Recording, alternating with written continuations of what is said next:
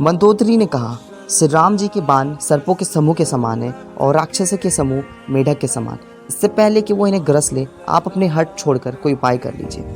मूर्ख और जगत प्रसिद्ध अभिमानी रावण महारानी मंदोदरी की बात सुनकर हंसते हुए बोला, नारी स्वभाव वास्तव में बहुत डरपोक होता। तुम मंगल में भी अमंगल की कल्पना कर भयभीत होती हो। तुम्हारा हृदय बहुत ही कमजोर है। यदि वानर सेना यहाँ आएगी भी तो राक्षस उनका भक्षण करके अपना जीवन निर्वाह करेंगे। लोकपाल भी जिसके प्रताप के कारण कांपते रहते हैं, उसकी स्त्रियां आग्रह ही भयभीत होती है। यह बड़े हास्य की बात है।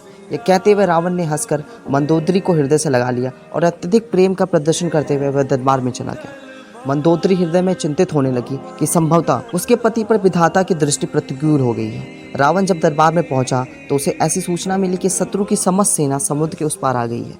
इस पर उसके मंत्रियों से पूछा कि अब क्या किया जाना चाहिए। सभी मंत्री हंसकर बोले, इसमें सलाह करने जैसी क्या बात है। आपने समस्त देवताओं और राक्षसों को जीत लिया और कुछ भी कठिनाई नहीं हुई, तो भला ये मानव और वानर किस गिनती में आते। मंत्री, वैद्य और गुरु, ये तीन यदि अप्रसन्न होने के भय से लाभ की आशा के कारण सही बात ना कहकर प्रिय बोले तो कर्मश, राज्य, शरीर और धर्म ये तीनों शीघ्र ही नष्ट हो जाते हैं। ठीक कुछ इसी प्रकार की स्थिति रावण की भी थी। मंत्रीगण उसे सुना सुनाकर ऋतुगान कर रहे हैं।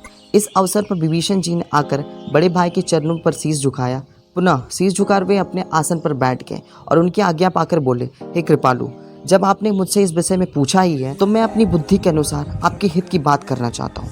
जो मनुष्य अपने कल्याण, सुयश, सुबुद्धि, सुभगति और विभिन्न सुखों की इच्छा करता है, वो पराई स्त्री को चौथ की चंद्रमा की भांति परित्याग करता है। 14 भुवनों की स्वामी होने पर भी यदि वह जीवों से वैर करता है तो शीघ्र ही नष्ट हो जाता है। हे स्वामी, काम, क्रोध, मद और लोभ ये नरक के रास्ते हैं। इनका परित्याग करके उन श्री राम जी का भजन कीजिए जिन्हें सज्जन